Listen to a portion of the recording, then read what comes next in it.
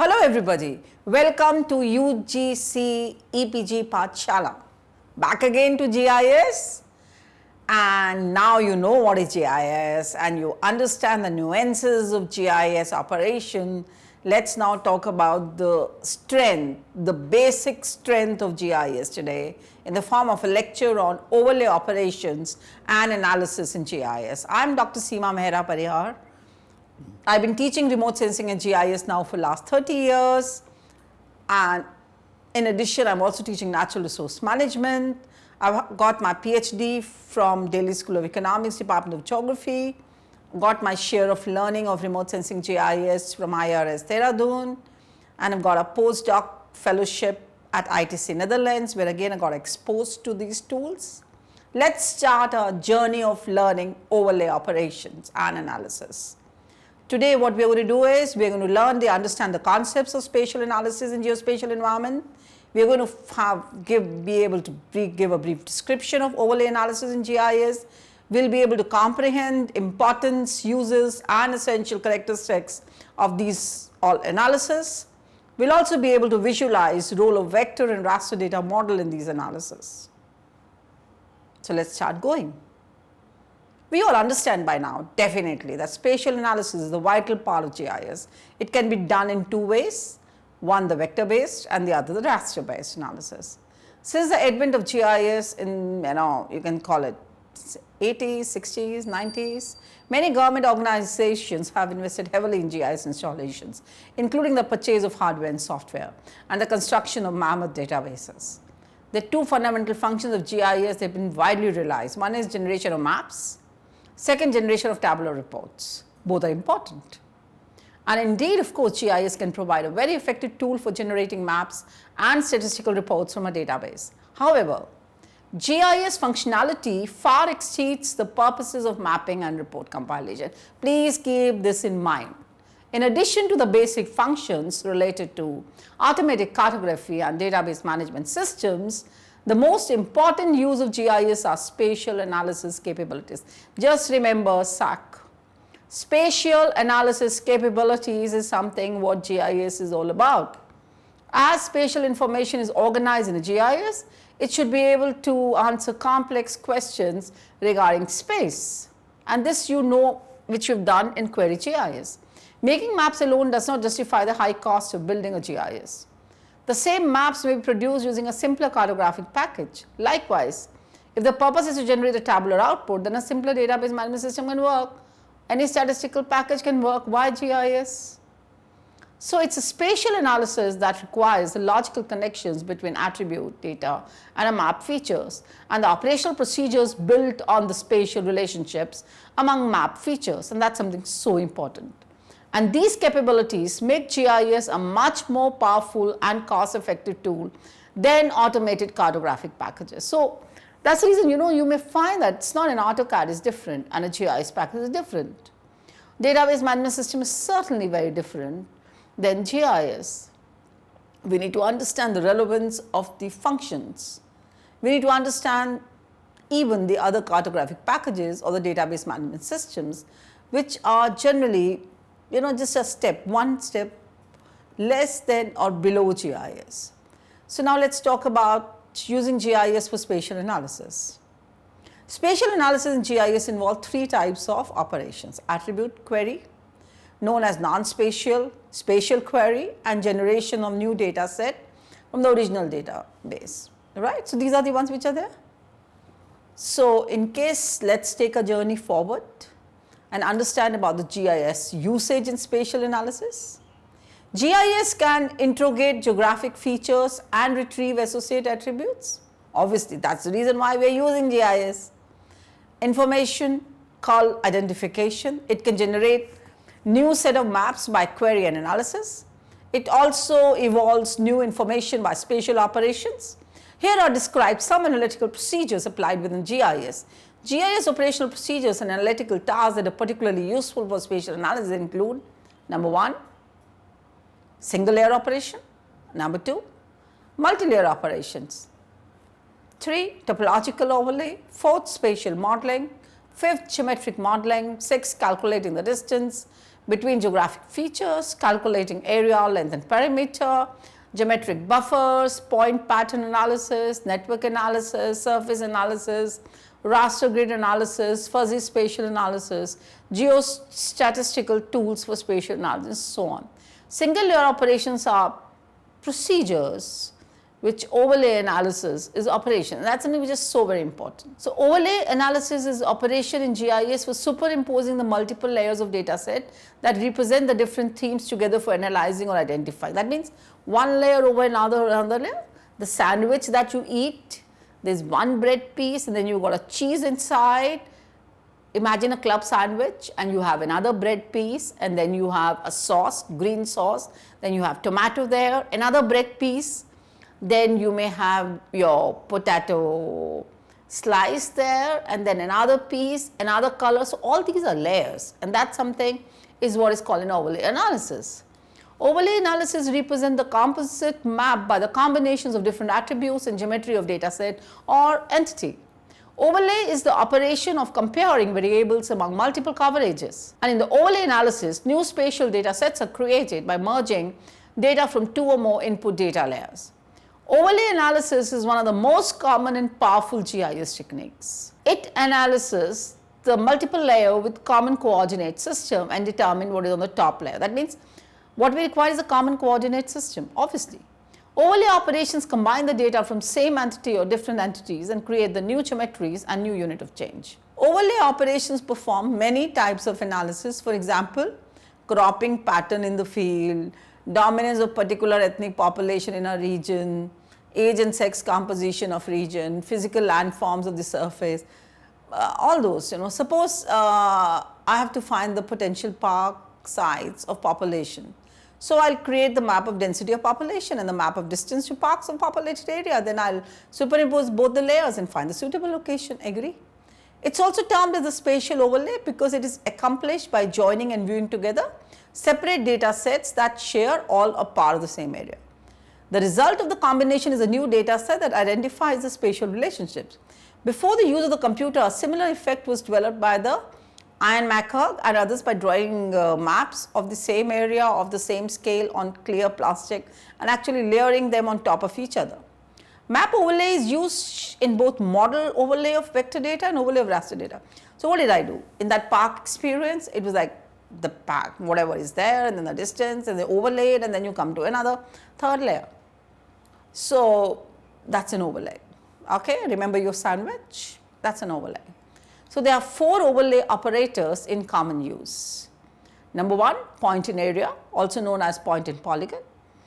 Point in area, then you have line in area, also known as line in polygon. Area on area, also known as polygon and polygon, and weighted overlays. So, now let us take a journey forward. Let us recapitulate. What are these 4 operators? Point in area, line in area on area, and polygon, weighted overlays. So, now coming to these vector based overlays, overlays of vector data combines point, line and polygon features. In this data model operation rely on geometry and topology of the surface. Vector based overlays time consuming, complex and computationally expensive. Please remember this, vector based overlays time consuming, complex and computationally expensive. For example, taking the ordering network layer of Ganga watershed and laying over it with the layer of the village, the result would be which order of stream of Ganga flow in which village. Let us talk about point in polygon operator. Point in polygon overlay operation will also generate combinative properties of point attributes of one layer and the polygon attribute of the analysis layer. It is a spatial operation in which one point coverage is overlaid with polygon coverage to determine which points falls within the polygon boundaries. After overlay operations, point assume that attribute of the polygon which they fall. It helps in formulating hypothesis about the spatial relationships between the occurrence of points and the attribute of the polygon. This kind of overlay operation can also be used to calculate number of points located in each of the polygon. So, for example, you want to find the number of temples which are there in that region, you want to find out the post offices, you want to find out the headquarter and all that, and you all would be able to find out that. Is it clear? But remember, all these layers are georeferenced, yes, same cardinal points, lats and longs, and the scale also. Let's now talk about points in polygon, which we're talking about. So polygon on polygon overlay operations is another one. In the polygon on polygon overlay operation, I need to check before starting the input layer is should topological correct. If it is correct, output map will also correct. In the polygon overlay, it is essential to a new intersection and create polygon for new topology. The overlay of two layers of polygon will produce large number of polygons or increase the number of interaction zone. If the new polygon arcs and set of nodes have been shaped, then meaningful set of layers can be extracted. It's necessary to keep in mind that area should be common to both input features. For example, a farmer wants to know which part of field has loam soil for the cultivation of crops. The farmers will overlay the map of loam soil polygon on field polygon to extract a feature that meets both criteria, loam soil and in field and in the cultivation of the crops. The variable it's produced by the farmer both are categorically or nominal data, and mathematician here developed a set of algorithm termed the Boolean operators for handling such type of information, and GIS analytics exploit the area on area overlay analysis, and Boolean operator is that base of polygon overlay which apply for vector data to discrete area object in this thing. But just remember, once we are doing that, all the maps should be the same scale, same projection, same scale, and that's very important. And of course, the same geo-reference too. So now we are learning about the operations. So now let's come to line in area overlay operations. Line in area overlay operations need to check, of course, the linear objects. And linear objects we recognize can be a road, can be a stream, and it should also be topologically correct. We all, of course, know it. Suppose I have to know about which road is going in forest area or non-forest. Simply, I need to overlay the line layer on polygon, and remaining extract layer will be result.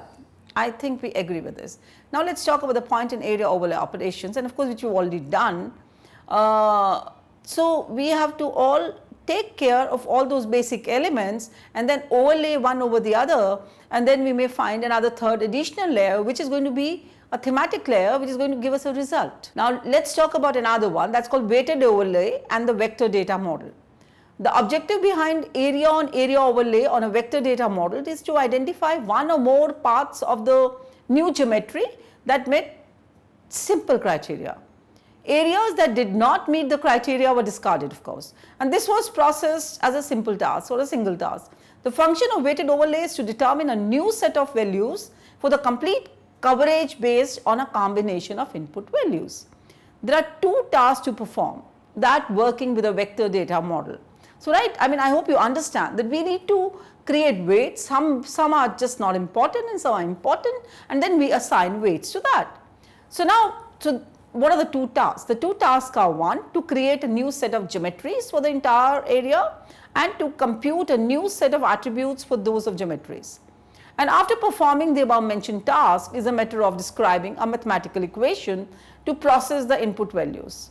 In the first task requires you to extend the basic polygon overlay operations to consider every intersection between all polygons, and in every data layer, as you can imagine, this can be computationally demanding, especially if the GIS you are using computer topology on the fly and does not store it in the data structure.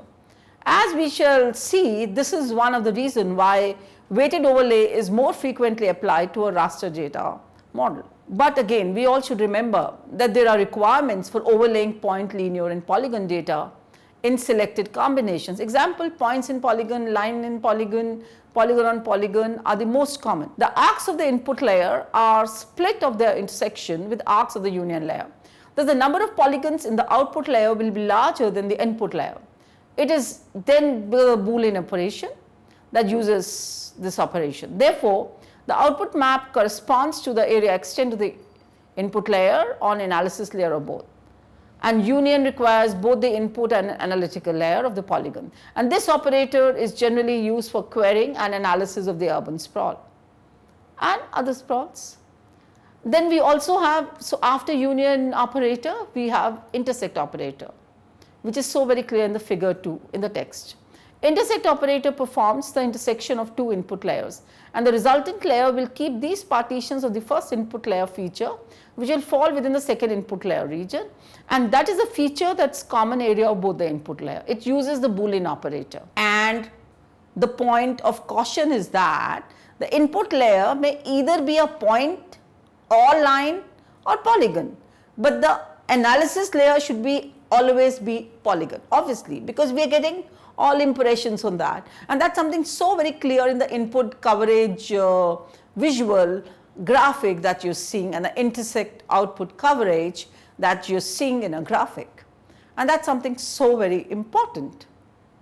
So let it be line, let it be point or anything, but the moment we see it, we see ultimately the output is what?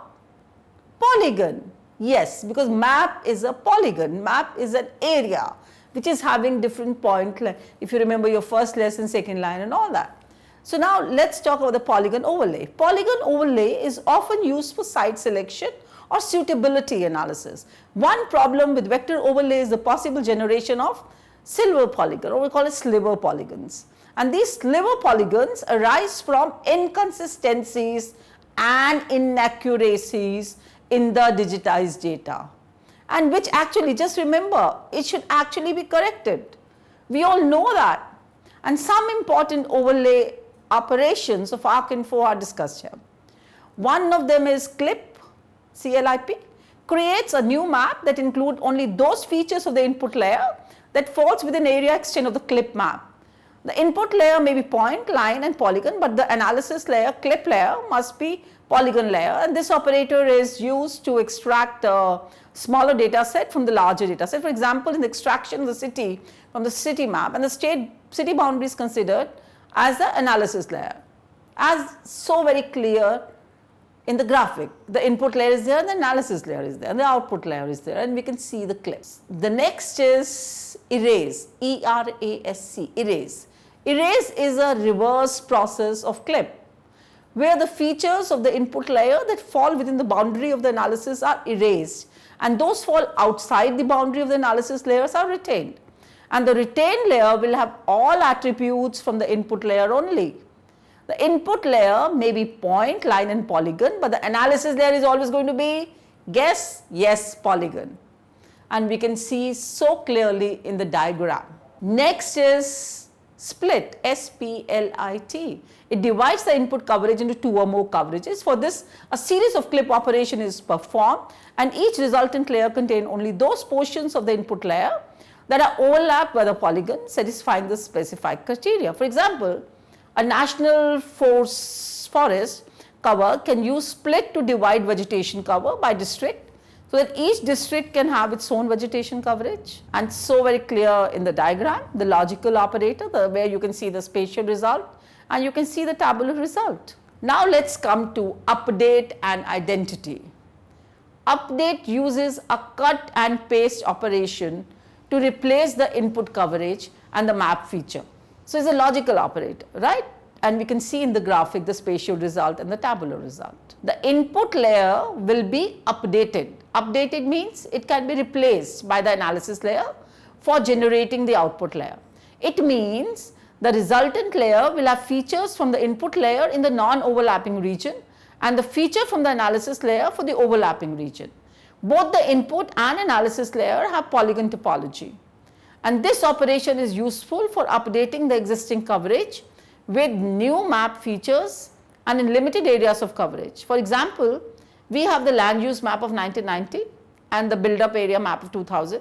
And the map of 1990 will be used as the input layer, and the map of 2000 can be used as the analysis layer to get the updated result. And the result layer will generate the urban sprawl, and it serves the user for digitizing the coverage. And now in case if we have a data of the 2010 data and the 2017 data, we can again further redo the same performance, and we can do it. Next operation is identity.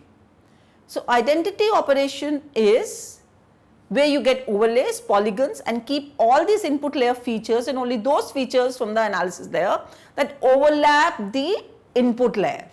So what we understand is the resultant layer will have the same spatial features as that of the input layer, and in case of the polygon overlays, the number of polygons in the output layer will always be, tell me, make a guess, larger or smaller? Of course be larger in number than the input layer. So what we have is a line and polygon graphic which you can see is, and the polygon graphic. So this is what you know. so very clear and so very visualized. We can do it in the graphic which we are seeing. And all this is expressed in Boolean operation. And Boolean operation is an input map and overlay map, or is an input map. The input map may contain point, line or polygon. The words of caution is that the operation can only be ideally applied if the map boundary is precisely maintained. Besides these operators, a number of other operators are also there. You've got merge, you've got append, you've got eliminate, reselect, dissolve, etc. are also used in the vector overlay operation. Okay, so just remember that. Then we have the raster based overlay. Overlay of raster data set is again raster, you remember? You remember from your earlier lesson, what is raster? Yes, raster is the one, all that in grid. It's an array of matrix arranged in lines and rows and columns. Yes, now we're talking about the grid based analysis. Till now we were talking about the vector based analysis. So now let's set our mind on raster based overlays. Overlays of raster data set combine pixel based calculations or map algebra. It is quick, straightforward and efficient data set for operations. It is known as cell by cell combination or operation. It is computationally less demanding. Overlay in raster data set include 2 or more different sets of data that derive from the common grid, and each separate set of data are usually specified numerical value. In the raster, these values are mathematically merged together to create a new set of values for a single output layer, right? And the raster based overlay is done for creating, say, risk services, sustainability assessment, values assessment and other procedures. For example, raster based overlay divides the habitat of an endangered species into a grid, imagine, and then getting data for multiple factors that have an effect on the habitat, and then creating a risk surface to illustrate what sections of the habitat need protecting most. If 2 grids are aligned and have the same grid cell size, then it is relatively easy to perform. A new layer of values is produced from each pair of coincident cells. That means try that both the layers have same size of the grid, and that's so very important. That's called scalability. So that means in case if we have that, the value of those cells can be added, subtracted, divided or multiplied. The maximum value can be extracted, mean values calculated, logical expression computed and so on. And the output cell simply takes on a value equal to the result of the calculation. So if it's addition, the output value would be like that. If it's minus, then it's like that, multiplication, so on and so forth. So I think it's clear? Yes. Most sophisticated spatial modeling is undertaken within the raster domain, and each point can be addressed by a part of a neighborhood of surrounding values. If all the neighboring points have the same attribute value or they group together, is termed as region. Raster map overlay introduces the idea of map algebra. It means in the raster data processing, some analysis uses individual cells only and some rely on the neighboring. So you need individual cells or the neighboring and the regional associations of the cells around it. Thus, the raster data processing methods can be classified into the following categories. Number 1, local operations. Number 2, neighborhood operations. And number 3, regional operations. So, you've got a local operations, neighborhood operations and regional operations. Local operations are based on point by point or cell by cell analysis. The most important of this group is the overlay analysis. In the raster based analysis, either the logical or arithmetic operators are used. Logical overlay methods use operators AND, OR or XOR. That means exclusively OR. XOR, AND, AND, OR, OR and XOR.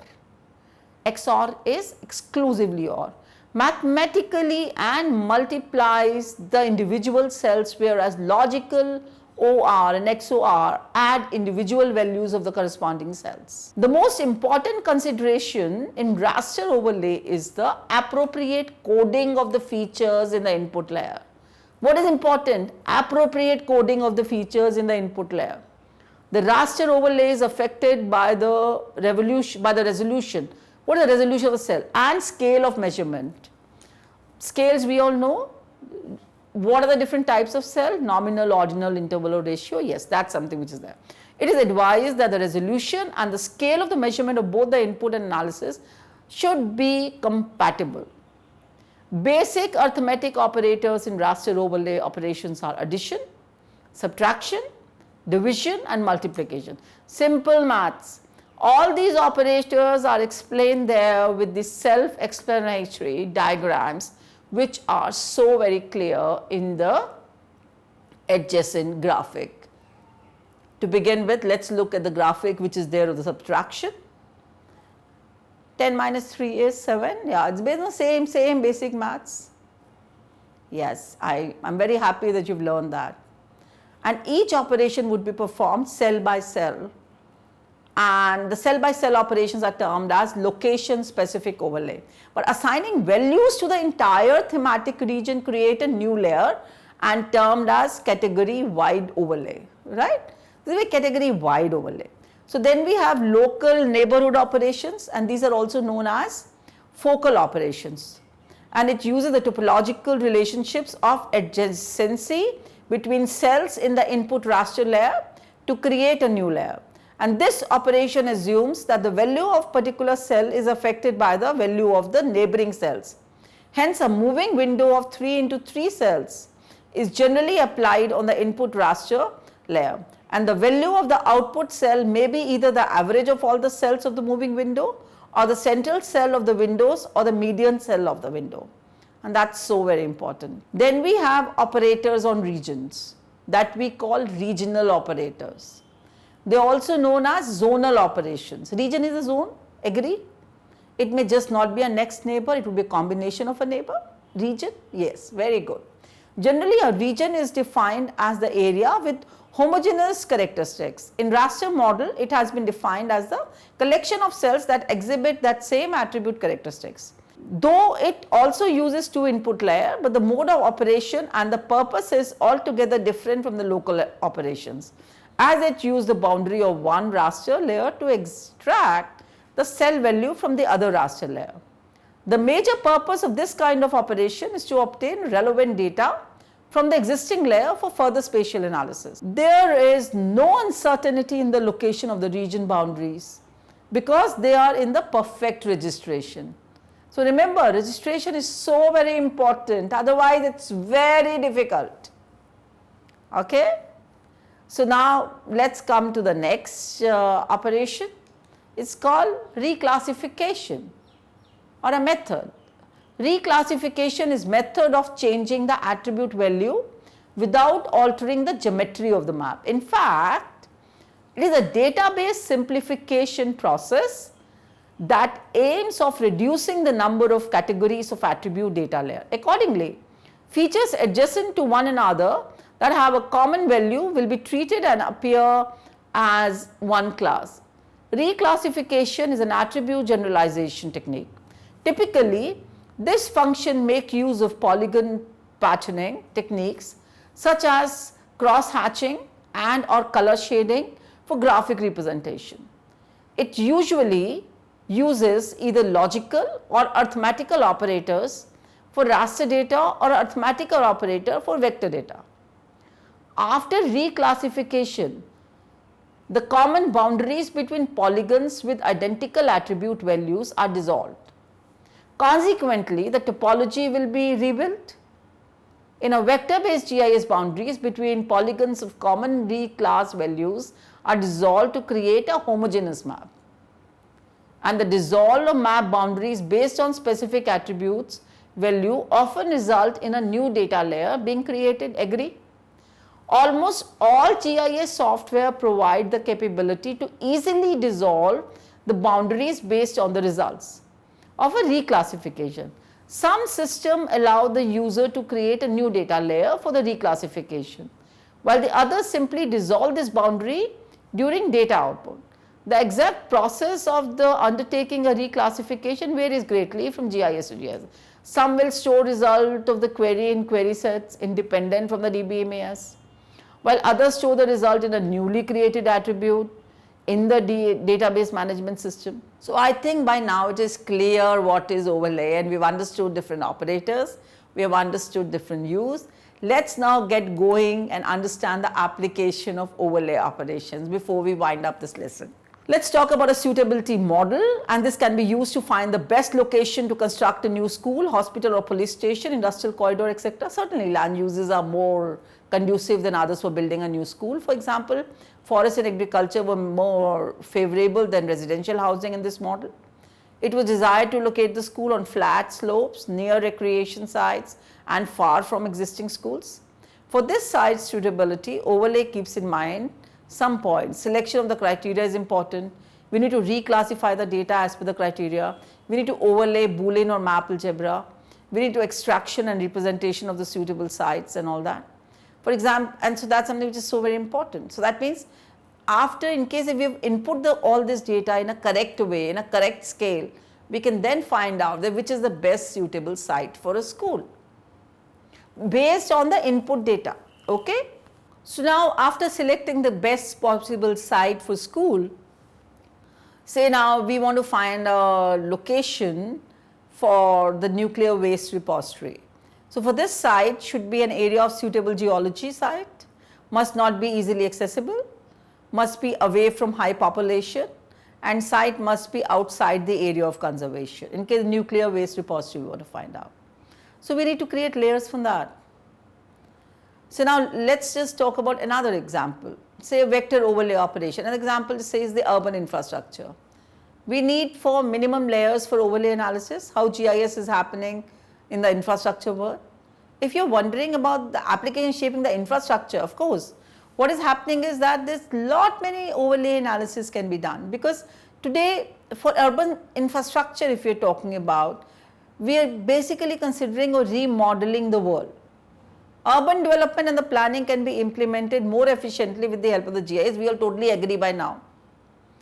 And the few factors which we consider or choosing the location for urban establishments are generally, number 1, land should be vacant, number 2, accessibility to water resources, number 3, area of vacant land, number 4, the vegetation, how's it, the demographic composition. So that means for everything we need a layer, we need to create a problem, we need to visualize the layers, and then we start working on it. As it becomes super simple to analyze the above factors with GIS tools like Hexagon and so on, we can find out the most suitable site for the urban infrastructure, right? Another example can be, say we want to have the underground water utilities. Of course, for this the pipeline network can be better planned with the GIS data, as it allows better visualization and enhanced active management. Available water resources, assets, networks, pipelines can be stimulated with accuracy to GIS maps. But that's something which is so very important.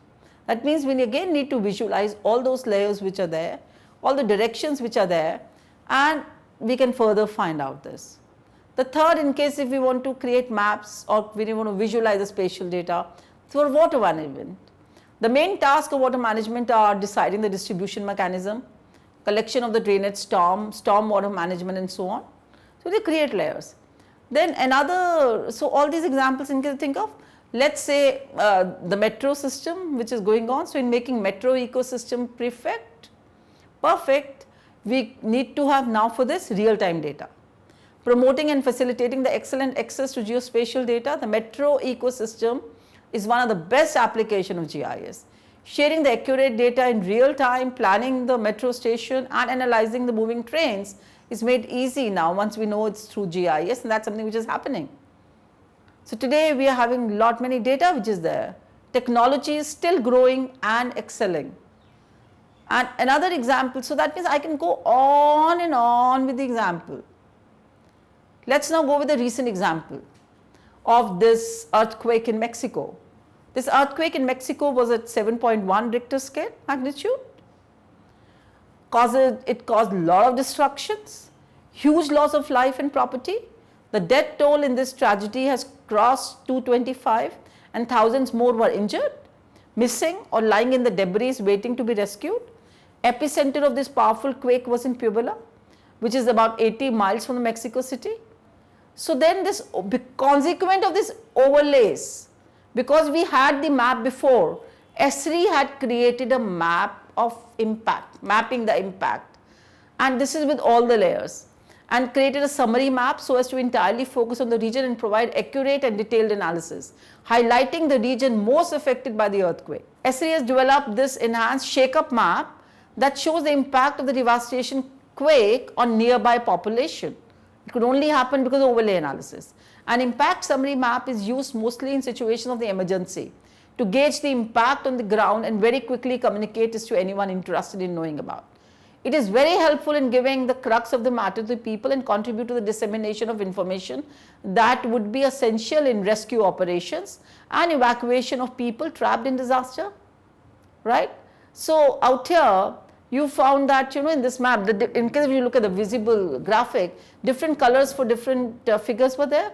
In the map, there are 4 colors, orange representing 447K total population and 114K households, yellow denoting 10.2 total population and 2.6 total households. Then you had green and blue representing again 8.7 million and 4.3 million people respectively, along with 4.3 million, 10.8 million households. MMI scale with 4 color bands, the tool played a very important role, and enriched layer tools were also provided. So what we basically I'm trying to impress upon you is that you need to visualize layers. And though in this SRE has also evolved the enriched layer tool. So in case if you feel that this layer or this data is much more important, then you can create a library for it, and then that data can be even added in the real time, and then the new overlays can be created to analyze the data of the number of people residing in localities near a library, so on and so forth. Similarly, if a corporation wants to build a retirement community center, it can avail a tool for demographic composition of all the neighborhood in the vicinity. We can use enriched layer tool to use high quality data that is fetched from many resources and is regularly updated. And that's something what we're calling crowdsourcing, and so we're creating a new type of layers. So that completes my chapter today. So what all we have learned today? We have learned that GIS is a great decision making tool in problem solving environment.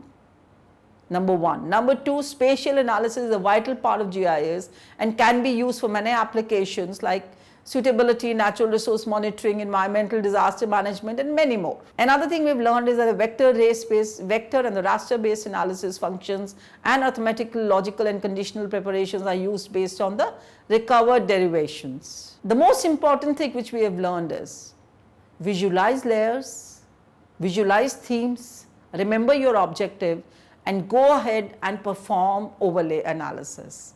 I hope you're going to do that, and I hope you have understood from this lesson. Thank you very much. Thank you and God bless.